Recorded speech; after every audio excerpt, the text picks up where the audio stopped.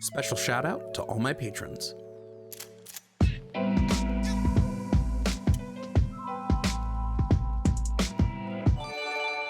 Hey, Jamie, thank you for the gifted sub. Let's see if this person connects. St. Pete, are you there? Yes, can you hear me? I can. What's up? Welcome to the stream. Hi. So, what does deserve gender even mean? Oh, trans youth deserve gender affirming care. Okay, I was reading those as three different things. Okay. Oh, okay. It's been a rough day. That's no problem. Do you agree or do you disagree? What does that even mean? Well, I'll tell you, TikTok can't hear you, so if you want to mute and unmute, that should make it better. Can I leave and join back? Yeah, sure. Okay.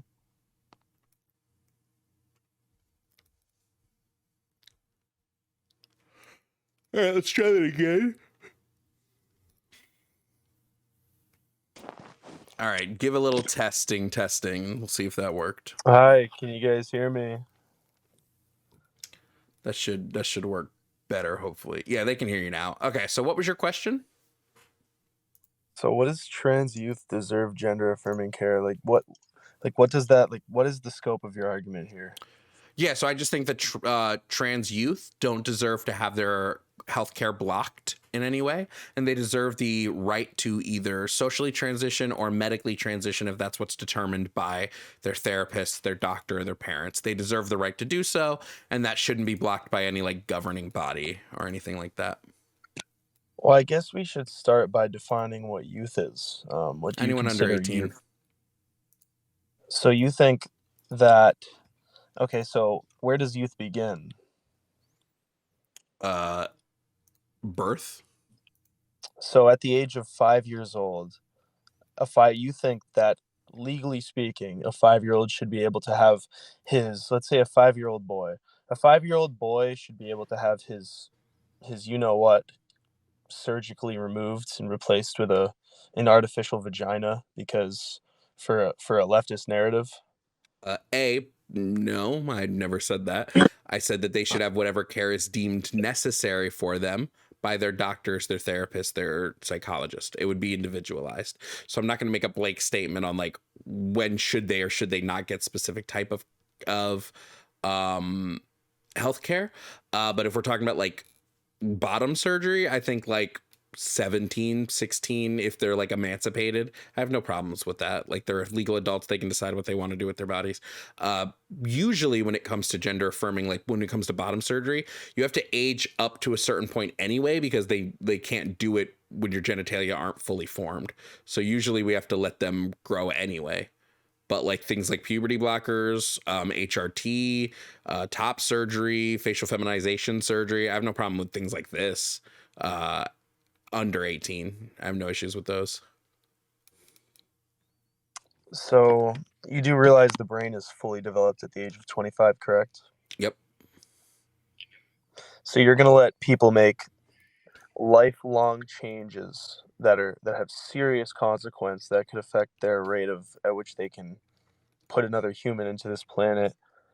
I don't care about sterility rates, right? Like if we give them that information, they'll know, right? We can do multiple things to make it so that they can still have kids. We can freeze eggs, we can freeze sperm, we can do whatever we need to. But I think sterility is like a bad a bad justification for not allowing gender affirming care. Okay. All right. Well, I mean, I don't know. I mean, I don't think your position is that like severe. You're not. Why would you say you're a leftist? Because And I not am a just like a leftist. liberal person? I don't like What capitalism. is the difference? Why don't you like capitalism? Because I think it leads to multiple human rights violations, exploitation, slavery, and I think the market inherently values profit over people.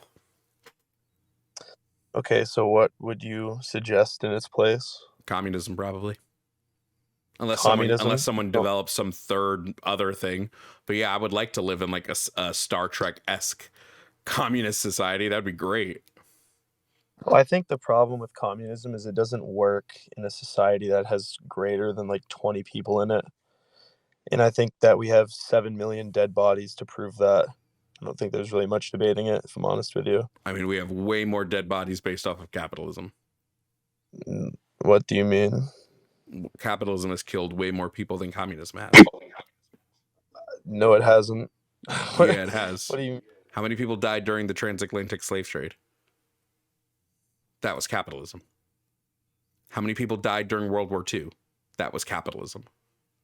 I wouldn't say World War II is capitalism because we fought communistic parties, No, the communistic no places. the it was inherently fought due to capitalism. The entire reason the Nazi Party came to pass was because the dollar, like capitalism, destroyed the German dollar, right? So then here came in the Nazis who claimed, like they said they were socialists. They weren't. They were fascist dictatorship. That's not capitalism. Or that's not communism, sorry. They were a fascist dictatorship. That's literally the opposite of what communism is. It's definitely speaking, it's the opposite of what communism is, but when you put it into actual play, it's very, very similar. Well, no, communism is a classless society. The Nazis had a ruling class, so it's impossible to claim that they were communists. They quite literally had a class. They had an upper class and they had a lower So, class. okay, so in terms of so you do not like capitalism in its current form in the United States. I don't think any unfettered capitalism can ever work, and I don't think I think the United States is proof that capitalism, even in a controlled environment, still is going to create a massive amount of poverty and a giant wealth disparity, and literally lead to the how do I want to say it? Lead to the destruction of resources just for profit. Okay, so that's actually so the reason there's a wealth disparity is not because of capitalism. That happens in any creative domain. If you look at the NBA even, it's called the Pareto distribution. It's the 80-20 rule. It's a rule that in any creative domain, a square root of the population is responsible for 50% of the work. So what that means is like a square root of the NBA's total players score half the points. A square root in let's say the United States, a square root of the total population is account for half of the wealth. That's just literally a universal law. And if you don't know what that is, I would convince you to do more research into it. It's called the Pareto Wait, distribution. which group of people in America do you think are responsible for most of the wealth?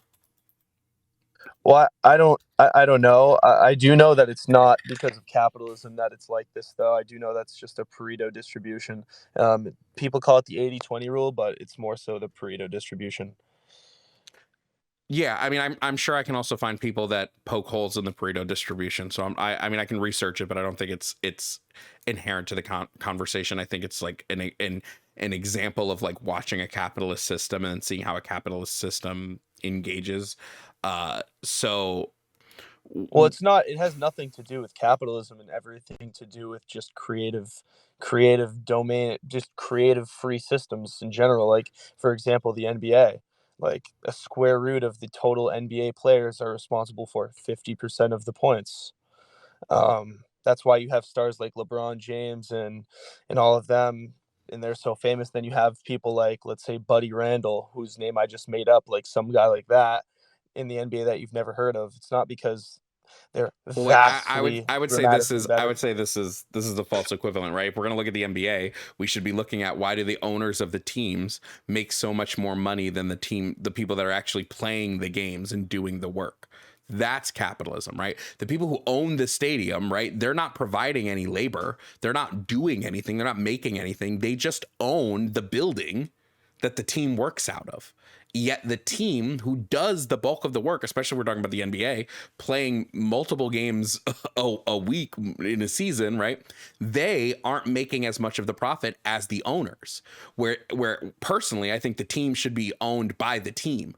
Like that's where you're gonna see, like that's where you're gonna get into like a socialist model where the team of the play, like the team of players owns the team. They own the rights to the team, they make the money, right? Whereas right now, the team is owned by one person who can profit off that team in whatever way they see fit because they own the team.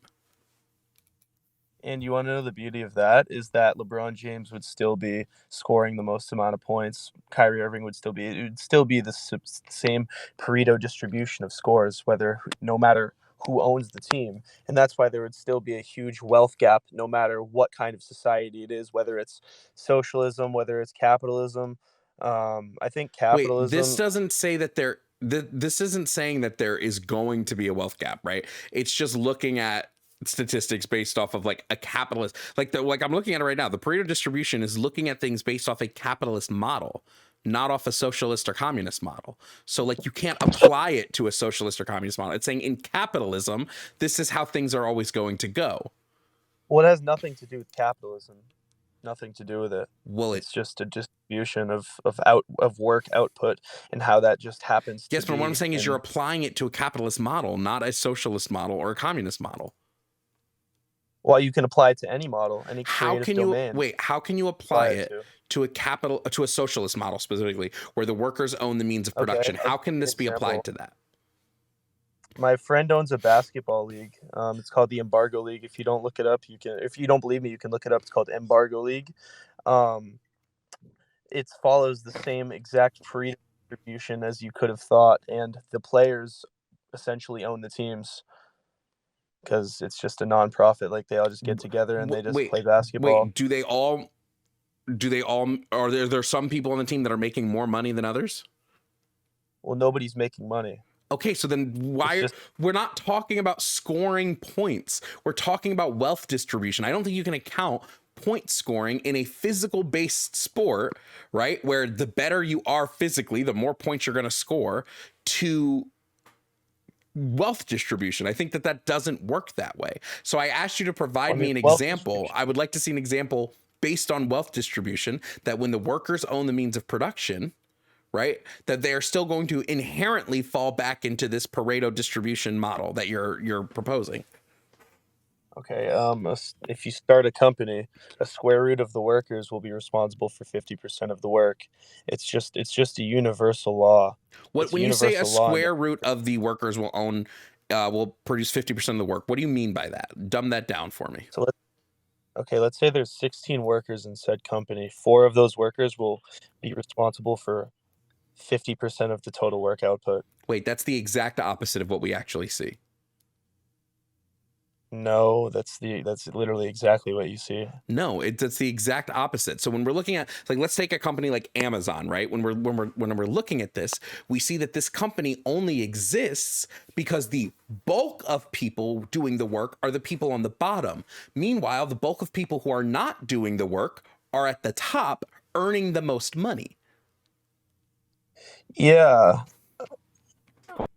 Well, I mean, I think it's all about how you define work. I mean, I don't think the guy that's in the that's do up a low skill position, like working on like an assembly line or whatever you do in Amazon, is doing nearly as much work as the guy that's literally bringing the fucking company in millions of dollars They through wait, all yes, sorts of 100%. different deals. 100% every time. Using their Amazon physically couldn't exist without the factory workers. The company would end tomorrow if all of the factory workers refuse to work.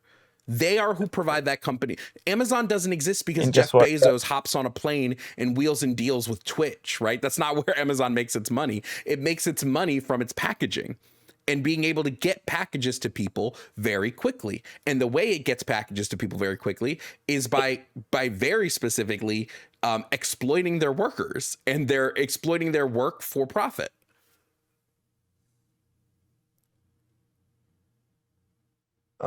Those Amazon workers wouldn't have a job if people like Jeff Bezos didn't hop on a plane and make those deals. That's not true. They have the And also job. They the have the job because there is now sure, a sure. need for those workers. It's not just because Jeff Bezos could be fired tomorrow, these people Exactly. would still have a job.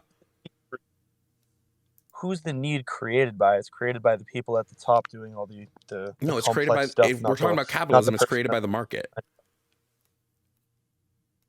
Okay, there you go. Who's manipulating the market Wait, in terms of Amazon's favor?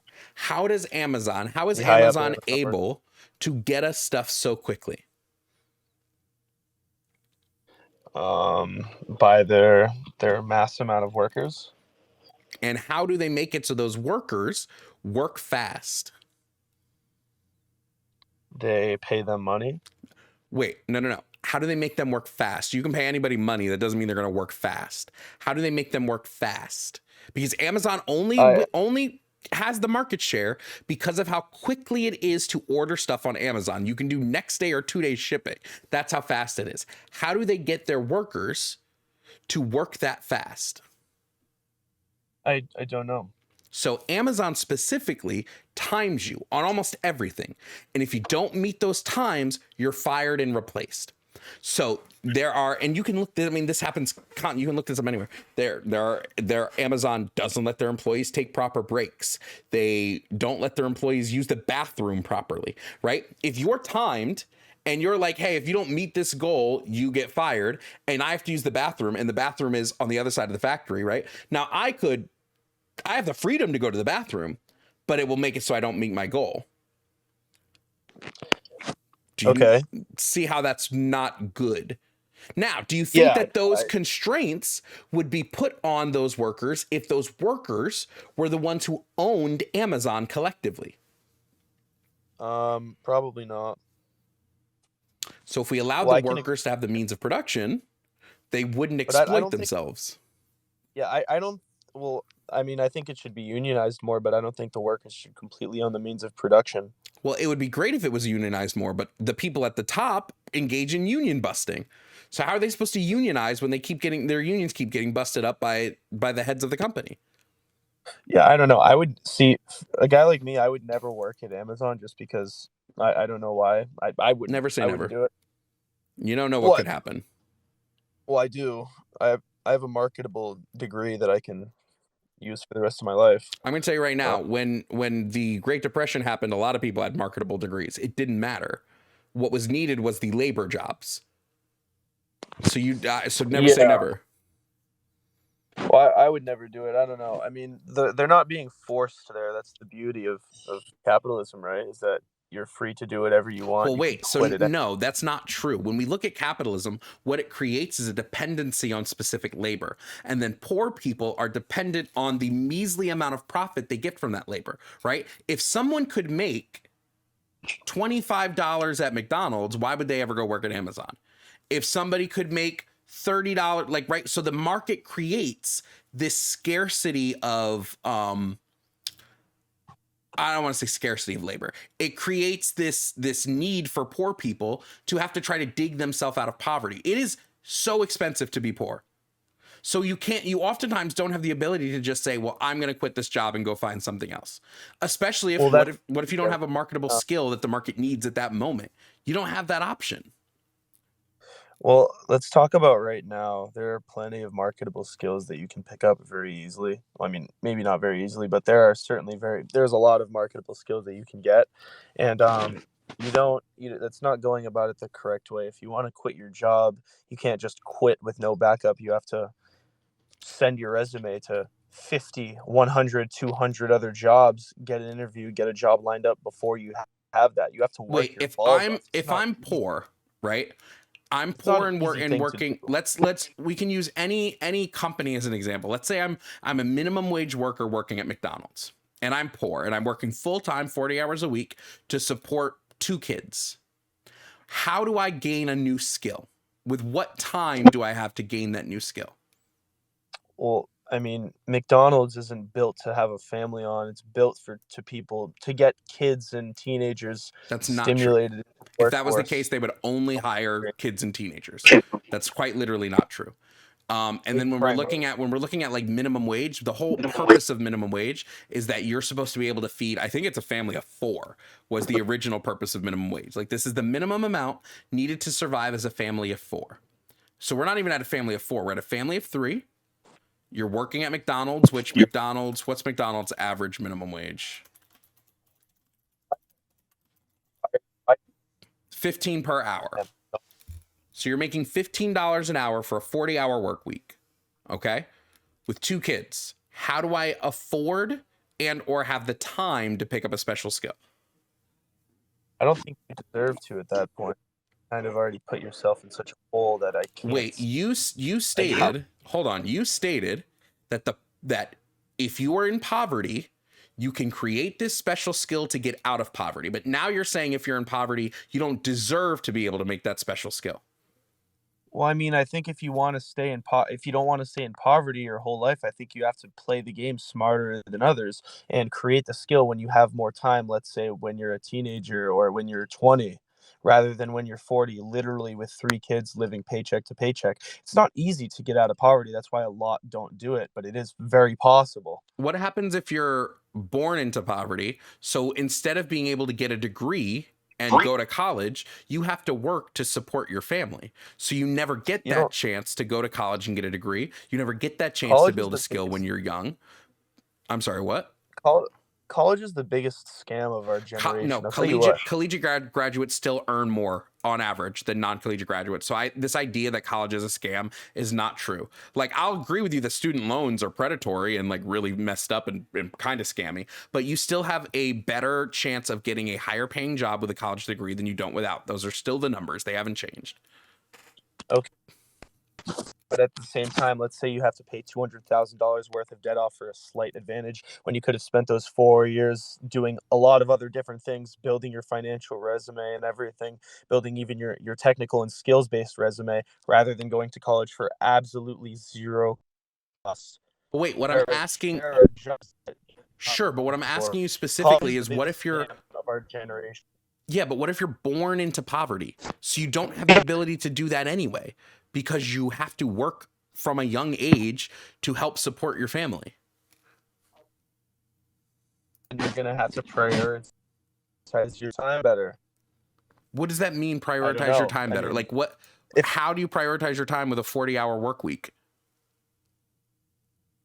when you're, I don't know, like between the ages of 14 to 18, you should really grind and try to do something that all the other kids aren't doing. Like, for So, example, my so dad these was born 14 year without olds hot can't be running water. kids? Well, I mean, they can, but at the same time, my dad was born without hot running water, and my mom lived at the top of a 3 tenement house her entire life. And now my dad is a doctor, and my mom was a very successful hairdresser. So it is certainly possible. No Certainly one's saying, possible. It's just wait, my so no one's saying it's not my possible. What you're family is very engaging in now is called survivorship bias. Do you know what survivorship bias is?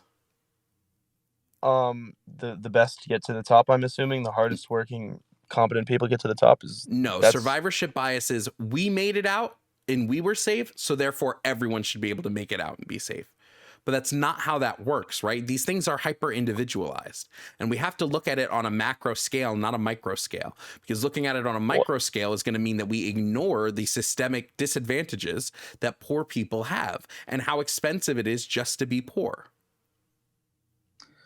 Well, I mean, I'd have to ask my dad and mom how they did it. I don't know. I was brought up fairly fortunate, so I can't really speak on this from an individual level, but my parents can, and my parents did it no problem. They said they busted their balls. It wasn't easy, and when their friends were out spending their money on stupid shit, drinking all this, wasting time, which most people Were your do, they parents were poor grinding before you were born or after you were born? before I was born. Okay, so they didn't have to prioritize a child. So it seems like they had a pretty good leg up on available time to get not poor. What if you have a child? Don't have a Do you, child before you're ready to financially support one. That's a responsibility issue. so then just confirm you're okay with abortion? I'm okay with safe sex. I think the whole argument on abortion isn't the correct argument to have. I think it's an argument nested in a safe sex argument, and I think that we're not mature enough as a society to even face this thing as What if a you go to a whole, to poor be what if you honest. go to a poor you're poor, so you have a school with worse education, so you don't learn proper sex ed. So now you have a kid. Can you get an abortion? So that way, like you said, don't have a kid if you're not ready for a kid. I've never learned sexual education in school. I took a class, but I've always just I don't know. I don't know. I feel like I don't know. I don't think schools like are responsible for teaching you to wear a condom. It's not rocket science. It's like, okay, wear a condom. It's so simple. Why do you need a whole school class to teach you that? You know people can put condoms on wrong, right? How do you put a condom, bro? I mean, that's a skill issue at that point. I'm sorry. Wait, you don't know that you can put a condom on wrong? Are you serious right I now? It's so easy. You just put it on. Like, what's I don't get it. No, there are very wrong ways to put them on to where they will not work.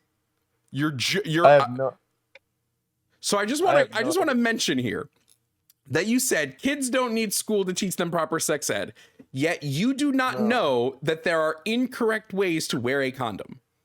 Dude, I'll tell you this. I've had a lot of sex in my day. A lot of it's been with a condom. Never gotten a girl pregnant, so I think I have a fair grasp on how to use one.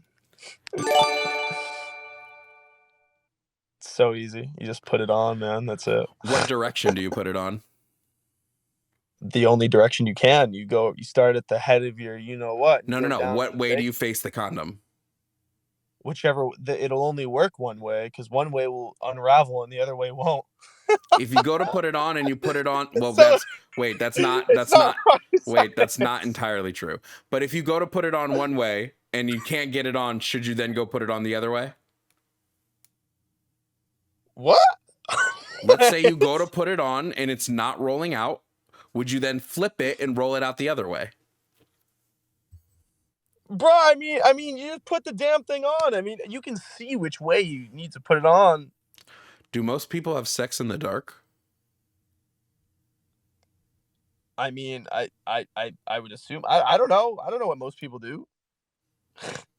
Maybe they can't see what way they're rolling it because it's dark. Well, maybe they should not fucking complain about being poor if they can't put a condom on properly Do you because pinch it's the dark. wait, I just want Maybe to know, they do you should live their pinch the life end in of the the dark. do you pinch the end of the condom? Maybe they should live their life in the dark. Wait, do you And pinch the end of your condoms? I mean, not really. Yeah. Usually, I don't use them that much anymore, but I used to a while ago. But yeah, I pinch the top and then I just put that sucker on. You don't That's it. use them much anymore, No. so you don't practice safe sex. Well, my girlfriend's on the pill, so I don't have to. But back when I didn't have a girlfriend on the pill, I would use it. Yeah. Do you have a degree? I'm in the process of getting one. What are you studying? Like, what's your degree going to be in? Electrical engineering. Interesting. Well, someone donated to boot you, so bye. All right. See ya. Shout out to Dawn. Shout out to Dawn for the donation. Homie really said there's no wrong way to put on a condom.